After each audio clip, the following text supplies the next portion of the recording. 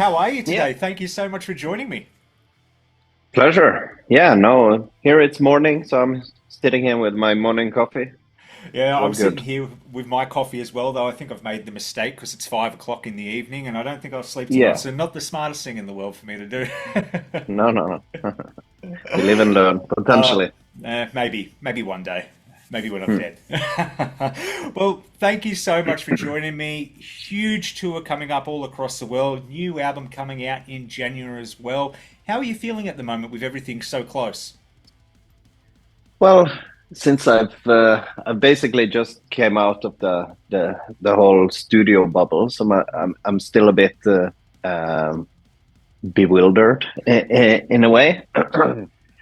But also, of course, it's a special feeling Hmm. to to come out of that bubble, and also, yeah, we just finished the first leg of the tour. Uh, Went on stage for the first time in a year. Yeah, wow. Yeah, it was a feels good to be back and to yeah, communicate with people through music. It's a lovely feeling, and of course we're excited to embark on the tour, which will take us on places we've never been, Yes. such as down under, and yeah, very excited about that. I know a lot of people have been waiting for a long time, and so have we for the right opportunity. So yeah, No, and it's a fantastic time of year you're coming down as well. You know, sun's shining. It's nice and hot, so make sure you pack some shirts and that aren't going to be too restrictive. Because I don't know if you have you been to Australia before. I know I was listening to a podcast the other day. I know you've spent some time in New Zealand, but that is a little bit colder than here. yeah. I haven't been much in Australia. I just actually just a few days. Oh wow. So it's definitely on my list of places I want to spend more time at some point. And so this is a wonderful opportunity. I think it is too, and it's wonderful that we as Australians get to experience this because you've been around for a while doing this now, and it is such a special thing that you're coming all this way because a lot of Australians would never get to hear Wardruna because we'd have to go over to Europe, which I did, believe it or not. I saw you guys at Wacken in 2023 in the mud. I was nice and stuck, nice and late at night. Yeah. But to be able to experience something, especially in your home country like that, is just a special feeling. How do you think the shows are going to go? And do you experience different energies from different audiences around the world? Because you have played literally almost all around the world at this point. um, for me, performance is about tuning in, Hmm. um, claiming space in a way, and of course, I'm not the same person every night when I go on stage, and every night I go on stage, there is a different set of people in front of me. So of course, it's going to be different, and as you say, there are cultural differences, and of course we notice those, even though strangely enough. People tend to react very similarly. In yeah, I think there are things that sort of goes beyond language barriers or cultural barriers that are Yeah. so locked in our DNA in a way, especially when you work with these things that are so primal and ancient. Mm. So but yeah, there are of course cultural differences, and also when there is a lot of people, I guess Europeans, a lot of Europeans have seen us Mm. several times, so and that changes the dynamics a little bit as well. Yeah. They know what to expect, and they go into it with perhaps with a different. Um, yeah, different starting point at least. Yeah. Uh, but no, I expect it to be, yeah, this sharing these moments of just becoming one with the music, getting lost in into this sonic sonic landscape Yeah. for 2 hours. So yeah, no, it's going to be interesting to see Yeah. how it speaks to people down there. I think what you were saying is so true. It really is. It's such an old saying, and it's been said so many times. But music truly does bring people together, and it is wonderful how it can. Like you said, you've traveled the world, and you notice, like, yeah, there are differences, but at the end of the day, we're all kind of all the same. When you really get down to it, at the end of the day, we're all Absolutely. connected by this, spirit, if you will, that just kind of connects Yeah. every human being on the planet. It's a brotherhood, if you will, as well. It's Yeah, truly yeah. magical. Yeah, and that's one of the most wonderful things I see is the fact that wherever we go, we see that our audience is so diverse as Mm. well. You see all age groups, people bringing their families, all ethnicities are represented. You have everything from like the hardcore metal people to people who normally go to classical concerts Yeah. or historical reenactment or whatever. It's like all sorts of people, and it's such a beautiful thing to uh, yeah, it's a beautiful spectacle Yeah. of like this weird family of people gathering together, which I think is quite rare these days to gather so many different people into one cultural event. You, So I'm kind of proud of that part.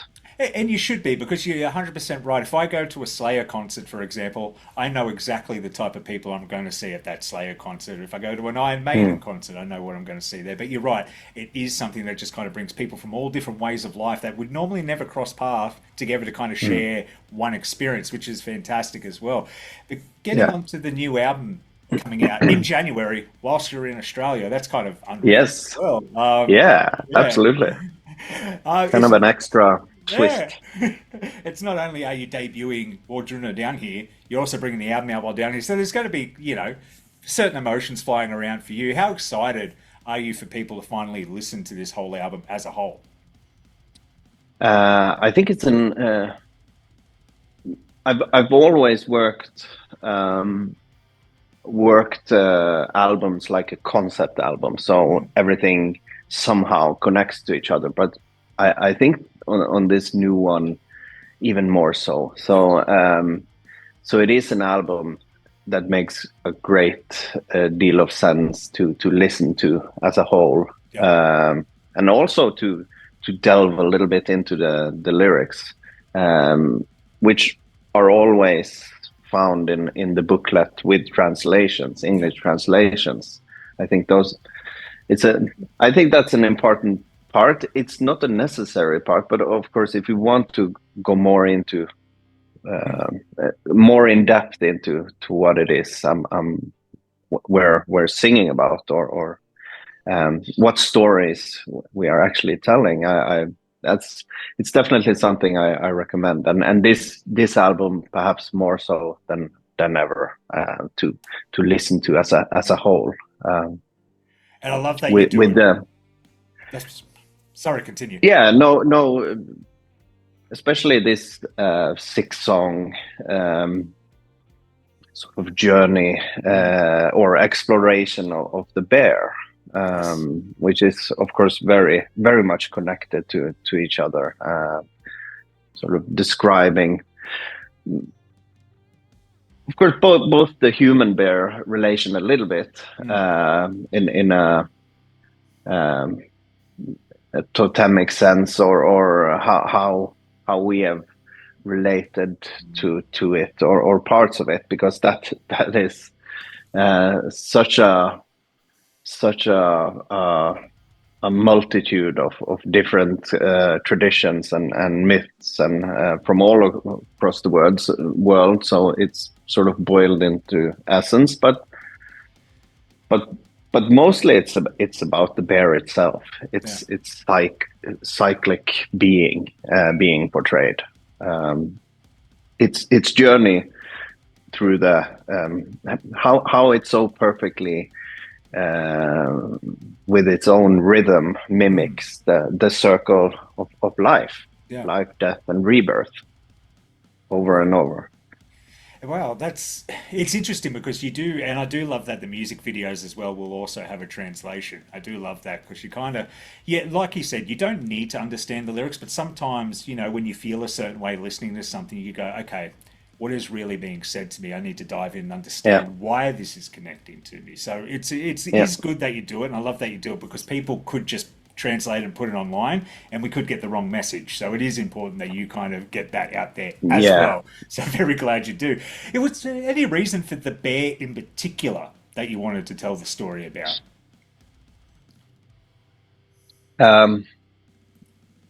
Of course, it's it well, I guess for the same reason there is so many myths Mm, and stories and traditions regarding this animal throughout the time. We star signs, yeah. as a celestial being in almost all traditions on this Mm, planet. Um, so it's perhaps it's the same thing. It is a fascinating species, and it is an album I've been thinking about doing for many years now, and yeah. so it has sort of been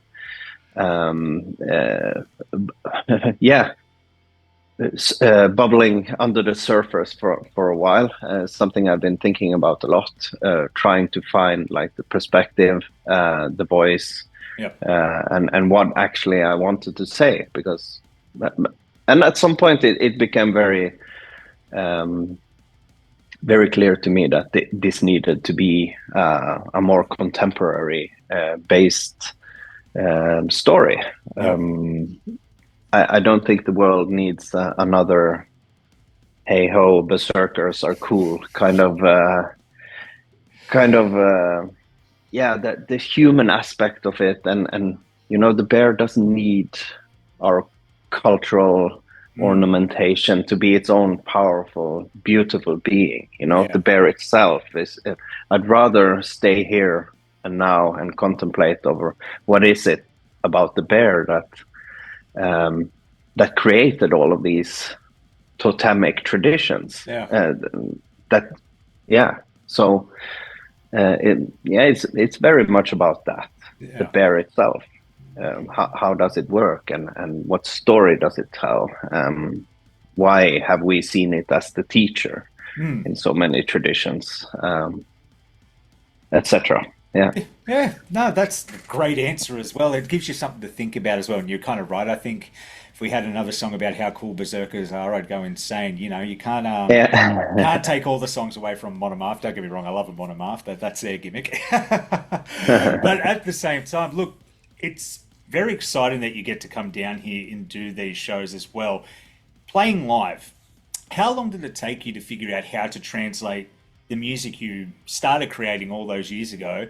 How did you envision that going on stage live for the first time? Because when you get started, I know what was it, Hilong took 4, 5, 6 years from when they first wrote their music to be able to figure out how to translate that live. Did you run into that same difficulty, or was it more just a natural occurrence? um, no, it was. But you have to remember that I, I spent 7 years creating the first album, finding the recipe. At this point, like early 2000, when I started the first recording for Wardruna, there wasn't a lot of people who knew anything about many of the instruments. Sometimes, in certain cases, I had to make the instruments myself, even. Yeah. Um, so finding that balance was took a long time, and uh, and since we were sort of already out there, Mm. like at least 2 3 years before the album actually came out, through MySpace, through portrayal yeah, we had our music in certain documentaries that became kind of a viral thing. Yeah. So it was sort of out there. So when I was approached to I sort of got a kick in my butt to take it to stage. Yeah. Basically, a friend of mine just booked us to to play in front of the Viking ships for the Inferno Metal Festival in Ah, Oslo in 2009. So he just said, "You're playing," um, and I said, "Okay." And at that point, of course, I had no idea how it would mm, work, if it would work. And to sort of spice it up even more, on the release date of the first album, we performed one song on national TV, yeah, wow. as well. So it was kind of a uh, kind of a brutal kickstart, or push, Yeah. into figuring it out. And of course that's something we still work on and Mm, tweak and find, and every time we take a new song to the set, it's, yeah, at certain things we realize it doesn't transpose to, or transport, yeah. to stage format, but sometimes it just takes it's a different way of giving life to a song. Yeah. So yeah, it is a bit of a process still. Hmm. Whenever we take a new song to the stage, it takes a while to give it the life it needs, because it is different. Yeah. Um, you communicate in a totally different way. Mm. No, I completely agree with you, and I'm kind of glad. I'm sure a lot of people listening to this are glad your friend kind of gave you that kick in the butt to get on stage, because now we get these wonderful live shows. And I kind of chuckled to myself. There's going to be people watching this interview that'd be like, "What's MySpace? I can't believe that's been so long." Yeah, yeah. MySpace was beautiful for music. Yeah, it It was. was the best platform for Oh, music. it was amazing. Um, And you could go to someone's page and you could set your own song that you were kind of into that way, yeah, which got a lot of exposure to people because, that was the it first did. time everyone started living online, to say. It really started the whole social Yeah, media movement, for better or for worse, I guess. But we're not here to yeah. discuss that. No, no, but it was actually a very important step for us Mm. in that period. A great tool to get our music out there. And speaking of getting music out there, Vikings, the show, like how big was that for, I guess, your growth as a musician, and you had an acting role in the show as well. Kind of how was that whole experience? Yeah, of course it's a great thing, and I think it was a dual thing, because we were quite established Mm. before Vikings as well, but of course that that wave uh, that was going on there, that also, which was basically also what made Vikings a success to Yeah. begin with, or brought it to life to begin with. Mm. Because like Michael Hurst, he told me that he had been trying to make a show about Vikings for 10, 15 years, but nobody wanted to touch it. So Wow. this whole movement that was already going on, this surge of interest Yeah. for the older Nordic history, etc., and culture. That was kind of what made it possible to Mm. make the TV show to begin with. So so yeah, a lot of things came together there. It was the right time. Having your music portrayed on a TV show doesn't automatically give you success, Yeah. but thankfully people liked what they heard, and of course, having your music portrayed for millions of people every week um, uh, is potentially a great thing, and it was a great thing for Yeah. us. It allowed a lot of people to discover, and also for me as a musician to work on the soundtrack as well Yeah. was a steep learning curve, and very. I learned a lot from having been part of such a massive production, Yeah. as a composer and a recording musician Yeah. as And there well. and there weren't a lot of bands, if really any, like you when you guys kind of came up. Do you ever feel, and I know it's an interesting thing to say. Do you ever feel you paved a way for a lot of the bands we see these days? Because you go to Wacken now, for example, and there are so many folk bands that are playing or trying to play this type of music. Do you think Wardruna had a big influence on the surge of that? Because we're seeing it in culture so much now, pagan and Norse, like the God of War games, Assassin's Creed, they've all picked up, and people seem to be really, really enjoying it because it is such a rich history and it's a fascinating history as well. Do you think you had any part to play in that? Absolutely. Yeah, Of course, we paved the way, because when we started, we people when you fall between all chairs yeah, in a way, you don't fit into any genres. So even though you have an audience, the people in the music industry, the festivals, the labels, everyone in the industry, they didn't get it. They yeah, didn't understand what it was, where to put it in a way. So we had to spend a lot of time showing them uh, that there is an interest, showing it that it works in this and this and this setting.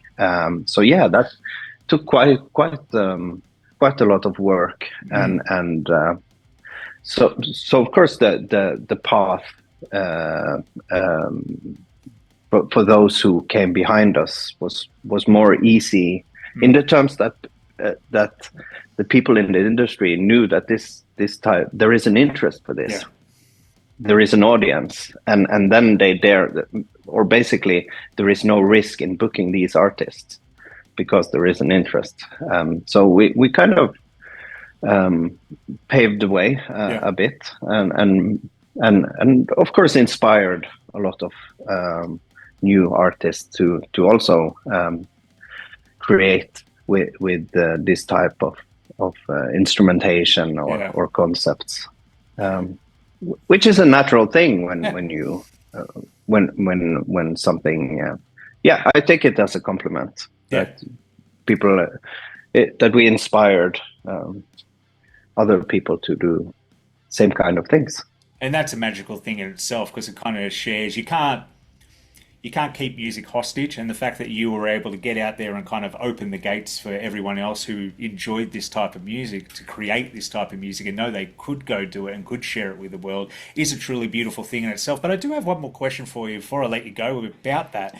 Because you kind of were one of the first to really do this, how did you come up with those sounds? Was this, well, I guess you said it took 7 years to get the first album out. Was that really just figuring out how it was going to work? Because what did you draw the inspiration from to start that in the first place?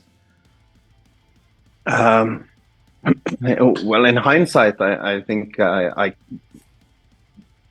like the vision of what became Vardruna started when I was maybe like 15, 16, Wow. 17 years old. Like then I started to like hear the soundscape Yeah. in my head, having the vision of doing something like this. And I guess it was created or inspired by the void of there being such a project that interpreted these matters on their own premises, using Yeah. relevant instruments, language, soundscape. Um, yeah, so I guess in a nutshell, it was inspired by a void of there being such a thing. Yeah, of course, many other things, but I Yeah. don't know. I just heard it. And then I started studying about what we know or what we think we know about ancient Scandinavian or Nordic Yeah. music history, and I came across all of these antique, ancient instruments that I just knew I had to further explore, Yeah. and yeah, that took a lot of time, of course. Not only to learn, first to acquire them, Yeah. and then to learn how they actually work, and then to put it into that context or vision. Yeah. So yeah. Well, Well, I think you've done the world a favour at the end of the day. Your hard efforts paid off because not only do we have you, we've got a lot of other acts that just create this wonderful music all around the world. So I appreciate you for going through that and pulling it from the void at the end of the day. That's awesome. But just before I let you go today, mate, is there anything you want to say to the Australian fans on the upcoming tour before you go? Well, just that we're really excited, Yeah. and yeah, I know a lot of people have been waiting, and I can't wait to yeah, to go down under and sing our songs and share them with you. Well, we'll see you in January. New album out in January as well. Einar, it's been an absolute pleasure. Thank you so much for your time today. Enjoy the rest of your day. Likewise, sir. All Thank you, mate. right. Bye. Bye bye.